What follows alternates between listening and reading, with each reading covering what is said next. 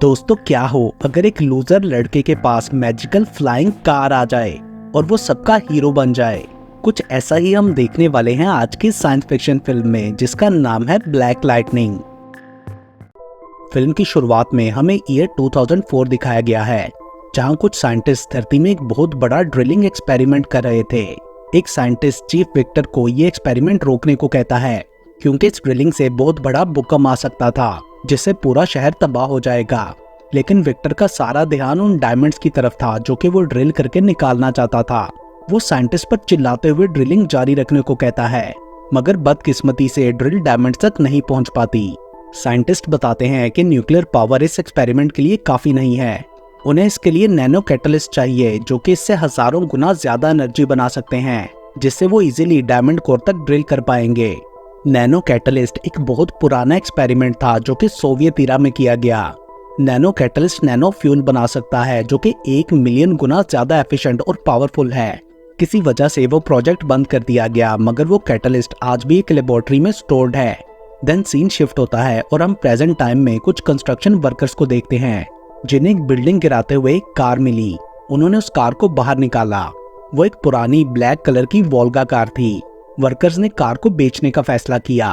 Then scene shift होता है और हम एक क्लासरूम में दिमित्री और उसके दोस्त मैक्सिम को देखते हैं। वो दोनों लेक्चर की बजाय एक लड़की नास्तिया को देख रहे थे। क्लास के बाद दिमित्री और मैक्सिम लॉन्ग ड्राइव के लिए निकलते हैं मैक्सिम की न्यू मर्सिडीज कार में। रास्ते में वो नास्तिया को ज्वाइन करने के लिए कहते हैं और वो मान जाती है। मैक्सिम उससे कहता है कि दिमित्री उसका ड्राइवर है, जो कि दिमित्री को बिल्कुल भी अच्छा नहीं लगता। बाद में निराश होकर दिमित्री इंटरनेट पर नास्तिया का सोशल मीडिया हैंडल चेक करता है और वो महंगी कार्स भी देखता है जो वो अफोर्ड नहीं कर सकता था। अगले दिन दिमित्री की फैमिली उसे बर्थडे विश करती है। उसके पापा बताते हैं कि बाहर उसके लिए गिफ्ट है, जो कि वही पुरानी विंटेज वोल्गा कार थी, जिसे देखकर वो फिर से निराश हो गया था। उसके लोकल दोस्त भी इस पर उसका मजाक उड़ाते हैं। कार में दिमित्री को साइंटिस्ट की पुरानी पिक्चर्स और एक रिकॉर्ड डिस्क भी मिली। वो कार को चलाना ही नहीं चाहता था, पर उसकी फैमिली खिड़की से उसे देख रही थी। सो फाइनली वो कार को बस स्टॉप तक ले जाता है और कार वहीं पार्क करके बस पकड़ने का फैसला करता है। बस स्टॉप पर वो एक बूढ़े शराबी आदमी को बस पर चढ़ने में हेल्प करता है, जिस वजह से उसकी खुद की बस मिस हो जाती है और बस के दरवाजे उसके सामने बंद हो जाते हैं। वो क्लास के लिए लेट हो गया था, जहाँ विक्टर लेक्चर दे रहा था। दिमित्री एक्सप्लेन करता है कि वो क्यों लेट हुआ। ये सुनने के बाद विक्टर सबको चैलेंज करते हुए सवाल पूछता है कि कौन उस आदमी की मदद ना करके इस लेक्चर में आना पसंद करता। कोई भी हाथ नहीं उठाता, पर जब वो $1 मिलियन का ऑफर देकर वही सवाल दोबारा पूछता है तो सब लोग हाथ उठाते हैं। देन दिमित्री एक काउंटर ऑफर देता है कि अगर $1 मिलियन उसे अभी दे दिए जाएं तो वो फ्यूचर में किसी की भी हेल्प नहीं करेगा। विक्टर मान जाता है और पैसे टेबल पर रखकर चला जाता है, जिसके बाद दिमित्री विक्टर को रोक के कहता है कि वो मजाक कर रहा था। उसी पल वो देखता है कि नास्तिया मैक्सिम के साथ जा रही थी, जिससे वो काफी जेलस हो गया था। विक्टर का आदमी पैसे ले लेता है और अब दिमित्री को पैसे लौटाने पर अफसोस होने लगा था। जाते समय विक्टर उसे सलाह देता है कि वो अपने लिए जीना सीखे ताकि जिंदगी में कुछ बन सके। विक्टर कहता है कि उसने जीरो से स्टार्ट किया था और अब उसके पास सब कुछ है। ये सुन के दिमित्री पूछता है कि उसने जीरो से कैसे स्टार्ट लिया था। विक्टर कहता है कि वो फूल बेचता था। अगले दिन दिमित्री अपने पापा की दी हुई कार में फूल डिलीवर करने का काम स्टार्ट करता है। दूसरी तरफ विक्टर कंस्ट्रक्शन साइट पर पहुंचता है, जहां नैनो कैटलिस्ट होना चाहिए था। साइंटिस्ट उसे बताते हैं कि नैनो कैटलिस्ट नहीं मिला, बस नैनो फ्यूल का एक ही कंटेनर मिला है। उन्हें वहां एक कार का ब्लूप्रिंट मिलता है, जिसे देखकर विक्टर कहता है कि नैनो कैटलिस्ट कार में है। उन्हें उस कार को ढूंढना होगा। देन विक्टर और उसके आदमी शहर में उस वोल्गा कार को ढूंढने लगते हैं। एक दिन जब दिमित्री फूल डिलीवर करने जा रहा होता है तो उसके फादर भी साथ आते हैं। रास्ते में वो एक आदमी को एक औरत का पर्स चुराते हुए देखते हैं। वो कार से बाहर निकलकर उस चोर को रोकते हैं। विक्टर के लोग भी वहीं थे और वो दिमित्री का कार में पीछा करते हैं। दिमित्री अपने फादर से कहता है कि उन्हें उस आदमी को नहीं मारना चाहिए था, क्योंकि अब उसके गैंग मेंबर पीछे आएंगे। उसके फादर ये सुन के गुस्से में कार से उतर जाते हैं। दिमित्री देखता है कि कुछ लोग उसका पीछा कर रहे थे। वो समझता है कि ये उसी चोर के गैंग मेंबर्स हैं। वो बचने की कोशिश करता है और तभी अचानक उसकी कार हवा में उड़ने लगती है। दिमित्री बहुत ज्यादा डर चुका था। कार बहुत ऊंची उड़ने लगी थी, जिसे विक्टर के आदमियों ने देख लिया। गली में बैठा एक बूढ़ा आदमी ये देखकर समझता है कि ये उसका वहम है। एट लास्ट वो कार को टायर्स के ढेर पर लैंड करता है और उसे वहीं छोड़ के भाग जाता है। विक्टर ये बात सुन के हैरान रह जाता है कि नैनो कैटलिस्ट को दुनिया की सबसे स्ट्रॉन्ग ड्रिल की बजाय एक कार में यूज किया जा रहा था। उसके आदमी बताते हैं कि कार में फूल थे, इसलिए वो शहर के सभी फ्लावर शॉप्स को चेक करेंगे। दिमित्री उड़ने वाली कार के बारे में सोचता है और मैक्सिम से पूछता है कि क्या वो किसी को जानता है जो पुराने रिकॉर्ड डिस्क प्ले कर सके।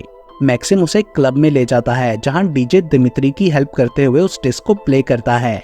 डिस्क को सुनते हुए वो साथ अपनी क्रश को अपने दोस्त के साथ डांस करता देख रहा था। डिस्क से उसे रिकॉर्ड के मालिक का पता लगता है। ये उन्हीं साइंटिस्ट में से एक था जो सोवियत एरा में नैनो कैटलिस्ट पर काम कर रहे थे। प्रोजेक्ट सीक्रेट था, लेकिन दिमित्री कहता है कि वो एक जर्नलिस्ट है और ये प्रोजेक्ट अब पब्लिक डोमेन में है। देन वो ओल्ड साइंटिस्ट कपल उसको प्रोजेक्ट के बारे में बताते हैं। वो कहती है कि उन्हें चांद से क्रिस्टल मिला जो किसी भी सब्सटेंस में बदल सकता था। उन्होंने उसे फ्यूल की पावर बढ़ाने के लिए यूज किया और नैनो कैटलिस्ट का नाम दिया। यह उनके साथी मिकी ने बनाया था, जिसे बाद में उस प्रोजेक्ट से निकाल दिया गया। देन उन्होंने नैनो कैटलिस्ट को कार हवा में उड़ाने के लिए यूज किया, लेकिन फेल हो गए और प्रोजेक्ट बंद कर दिया गया। घर से निकलते समय लेडी साइंटिस्ट उसको एक किताब देती है जो कि उस उड़ने वाली कार का मैनुअल था और बताती है कि कार नैनो फ्यूल पर चलती है और कार में रिजर्व नैनो फ्यूल भी है। देन दिमित्री वापस उस जगह जाता है जहां उसने कार छोड़ी थी। तभी उसे अपने बॉस का फोन आता है और वो उसे फूल डिलीवर करने को बोलता है, मगर वो ट्रैफिक में फंस गया था। तो वो उस मैनुअल को खोलता है जो साइंटिस्ट ने दिया था। उसमें कार उड़ाने की डिटेल्ड इंस्ट्रक्शंस थी। पहले तो वो फेल होता रहा, लेकिन फाइनली वो कार को उड़ा ही लेता है। देन हवा में वो कार को लैंड करने के लिए फिर से मैनुअल पढ़ता है। उसे पता चलता है कि कार में इमरजेंसी पैराशूट है, जिससे वो बिल्डिंग की छत पर सेफली लैंड कर गया था। दिमित्री अब अपनी फ्लाइंग कार से फूल डिलीवर करके ज्यादा पैसे कमाने लगा था। स्ट्रीट वाले उस बूढ़े आदमी को फिर से फ्लाइंग कार दिखती है। इस बार वो अपनी शराब की बोतल कचरे में फेंककर शराब छोड़ने का फैसला करता है। अगले दिन दिमित्री नास्तिया को एक महंगे रेस्टोरेंट में डिनर के लिए पूछता है और वो मान जाती है। वो दोनों डेट पर जाते हैं, जहां अचानक उनका सामना विक्टर से होता है। विक्टर दिमित्री के लाए हुए फूलों को देखकर उस पर शक करने लगा था। देन दिमित्री नास्तिया को अपने फादर के बारे बताते हुए कहता है कि उसके फादर 3 बार लाइट्स ब्लिंक करके उसकी मॉम को बुलाते थे। वो पूछता है कि क्या वो उसके लिए भी ऐसा करेगी। देन वो नास्तिया को घर ड्रॉप कर देता है। अगले दिन दिमित्री और मैक्सिम नास्तिया के लिए एक दूसरे से लड़ने लगते हैं। दिमित्री मैक्सिम से कहता है कि वो कल रात नास्तिया के अपार्टमेंट गया था, जिसे सुन के वो गुस्सा होकर दिमित्री को थप्पड़ मार देती है। दिमित्री अब काफी उदास हो चुका था और वो अपने फादर से बात करता है। उसके फादर उससे मिलने को कहते हैं। दिमित्री बहुत रोता है और अपने फादर को लेने के लिए कार में बैठ जाता है, लेकिन अनफॉर्चुनेटली विक्टर के आदमी और वो पिछले सीन वाला चोर उसके डैड को रोकते हैं। वो चोर उन्हें बताता है कि ये उस वोल्गा कार वाला आदमी नहीं है। ये सुनकर विक्टर के आदमी तो चले गए, लेकिन उस चोर ने बदला लेते हुए दिमित्री के डैड को मार डाला। दूसरी तरफ एक लेडी दिमित्री से मदद मांगती है, लेकिन दिमित्री अब बदल चुका था और सेल्फिश होकर वो उसकी हेल्प नहीं करता। बाद में पता चलता है कि वो लेडी उसके फादर के लिए ही मदद मांग रही थी, पर अब बहुत देर हो चुकी थी और उसके फादर दुनिया में नहीं रहे थे। इस सब के बाद दिमित्री अब एक अच्छा इंसान बनने का फैसला करता है। वो एक सुपर हीरो बन के लोगों की मदद करने लगा था। वो लोगों को आग से बचाता है अपनी कार को यूज करते हुए। एक लेडी को बचाने के लिए अपनी कार से ट्रक रोकता है। एक गुंडे को पकड़ता है जो एक औरत का बैग चुरा रहा था, और ये वही था जिसने उसके फादर को मारा। वक्त के साथ वो लोगों का हीरो बन चुका था और लोग उसे ब्लैक लाइटनिंग के नाम से पुकारने लगे थे। विक्टर भी इस बारे में जानकर ब्लैक लाइटनिंग के लिए जाल बिछाता है। वो नकली रॉबरी कराता है ताकि दिमित्री यहाँ आए। जब दिमित्री अपनी फ्लाइंग कार के साथ आता है तो विक्टर के आदमी उस पर बंदूका से हमला करते हैं, पर वो रॉकेट से बच गया था। वो विक्टर के आदमियों की गाड़ी को हवा में उड़ा के एक बिल्डिंग की छत पर छोड़ के चला जाता है। नेक्स्ट डे वो ओल्ड साइंटिस्ट कपल दिमित्री को न्यूज में फ्लाइंग कार के साथ देखते हैं और उस रिपोर्टर की जांच करते हैं जो उनके घर आया था। उन्हें पता चलता है कि दिमित्री कोई जर्नलिस्ट नहीं है और उसके पास उनकी फ्लाइंग कार है। दूसरी तरफ विक्टर को पता चलता है कि उसके आदमी ब्लैक लाइटनिंग को नहीं पकड़ पाए, तो वो उस पुराने प्रोजेक्ट को फिर से शुरू करने का फैसला करता है और नैनो फ्यूल को यूज करके एक नई कार बनाने का सोचता है। वो साइंटिस्ट को ढूंढता है जिसने नैनो कैटलिस्ट इन्वेंट किया और साइंटिस्ट की एक टीम बनाता है जिसमें वो ओल्ड साइंटिस्ट कपल भी था। वो उन सबसे झूठ बोलता है कि ब्लैक लाइटनिंग प्रोजेक्ट उसका था और वो अब उन सबकी हेल्प से वैसा ही प्रोजेक्ट फिर से बनाना चाहता है। वो उन्हें न्यू कार देकर कहता है कि इसे उड़ाओ। एक साइंटिस्ट उन्हें बताता है कि नैनो कैटलिस्ट फिर से बनाने के लिए उन्हें मून क्रिस्टल की जरूरत है, लेकिन विक्टर उन्हें पहले से मिला नैनो फ्यूल देकर काम करने को बोलता है। उसके बाद मैक्सिम नास्तिया के लिए रोजेस मंगवाता है। अब दिमित्री और नास्तिया फिर से साथ वक्त बिताने लगे थे। जब दिमित्री अपनी कार में होता है तो देखता है कि नास्तिया पर एक आइसिकल गिरने वाला है। वो तुरंत अपनी कार उड़ा के उस आइसिकल को नष्ट कर देता है और इस सब में नास्तिया पर वो रोजेस गिरते हैं जो मैक्सिम ने ऑर्डर किए थे। नास्तिया नेम टैग देखकर ये समझ बैठती है कि असली ब्लैक लाइटनिंग मैक्सिम है। वो मैक्सिम से पूछती है कि वो ब्लैक लाइटनिंग है, तो मैक्सिम भी हाँ में जवाब देते हुए झूठ बोलता है। दूसरी तरफ साइंटिस्ट ने नैनो फ्यूल यूज करके एक और फ्लाइंग कार बना ली थी, लेकिन फ्यूल कम होने की वजह से वो कार सिर्फ 3 घंटे तक ही उड़ सकती थी। फिर एक साइंटिस्ट विक्टर की बातें सुन लेता है, जिसमें वो नैनो कैटलिस्ट यूज करके एक विशाल ड्रिल करने की बात कर रहा था, जिससे वो हीरे निकालेगा। लेकिन इस सबसे शहर की बुनियाद हिल जाएगी और शहर तबाह हो जाएगा। वो साइंटिस्ट जल्दी से अपने बाकी टीम मेंबर्स को विक्टर के असल प्लान के बारे बताता है, मगर अब बहुत देर हो चुकी थी। फ्लाइंग कार पूरी तरह से तैयार थी। बूढ़ा साइंटिस्ट बचने के लिए छत पर भाग जाता है। विक्टर अपनी न्यू फ्लाइंग कार में उड़ के वहां से जा चुका था। नास्ते और मैक्सिम को न्यूज से पता चलता है कि कुछ साइंटिस्ट बिल्डिंग की छत पर फंसे हैं। मैक्सिम शो कराता है जैसे वो उन्हें बचाने जा रहा है, लेकिन असल में वो बाथरूम में छुप गया था। दिमित्री वहां पहुंचता है और नास्तिया को अपनी माँ का दिया हुआ नेकलेस देता है।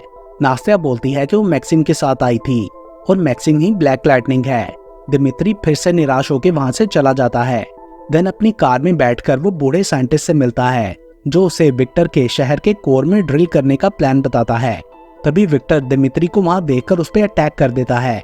दिमित्री की कार फंस चुकी थी, जिसका फायदा उठाकर विक्टर नैनो कैटलिस्ट लेके भाग गया, जिसके बाद दिमित्री की कार पानी में गिर जाती है। मैक्सिम अपने बालों पर स्नो डालकर नास्तिया के सामने दिखावा करता है, मगर नास्तिया को रियलाइज हो गया था कि वो असल में दिमित्री से प्यार करती है। देन फाइनली विक्टर अपने विशाल ड्रिल में नैनो कैटलिस्ट डालकर उसे स्टार्ट करता है, जिससे वो डायमंड कोर तक पहुंच गया था। नास्तिया मैक्सिम से कहती है कि वो किसी और से प्यार करती है।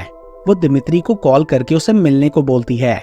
देन पानी के नीचे दिमित्री को याद आता है कि बूढ़ी साइंटिस्ट ने पहले बताया था कि कार में एक्स्ट्रा फ्यूल भी है। अब उसके पास ड्रिल को रोके शहर बचाने के लिए सिर्फ 30 मिनट थे। मीनवाइल एक साइंटिस्ट कन्फेस करता है कि पिछली बार उनके प्रोजेक्ट के फेल होने का जिम्मेदार वो था। वो कहता है कि वो अपने साथी साइंटिस्ट को उसकी बीवी से अलग करना चाहता था, इसलिए उसने इस प्रोजेक्ट और नोबेल प्राइज की बलि चढ़ा दी। देन दिमित्री वहां पहुंचता है और नैनो कैटलिस्ट निकालकर ड्रिल रोक देता है। विक्टर इससे गुस्से में पागल हो गया था और वो दिमित्री से कहता है कि वो उसकी गर्लफ्रेंड को मार डालेगा। दिमित्री नास्तिया को कॉल करता है, पर उसी समय विक्टर ने वहां पहुंचकर नास्तिया को किडनैप कर लिया था, जिसके बाद विक्टर और दिमित्री का आमना सामना होता है। विक्टर नास्तिया को गिराने की धमकी देता है और दिमित्री नैनो कैटलिस्ट गिराने की। दिमित्री 3 बार लाइट्स ब्लिंक करता है, जैसे उसके फादर करते थे। नास्तिया उसका सिग्नल समझकर कार से कूद जाती है और दिमित्री उसे बचा लेता है। वो नोटिस करता है कि उसने उसका दिया हुआ नेकलेस हाथ में पहन रखा है। देन उसने उसे सेफ जगह ड्रॉप कर दिया था। विक्टर दिमित्री पर हमला करता है, लेकिन वो उसके मिसाइल से बच गया था। लेकिन फिर एक मिसाइल उसे लगता है और वो एक बिल्डिंग पर अटक जाता है।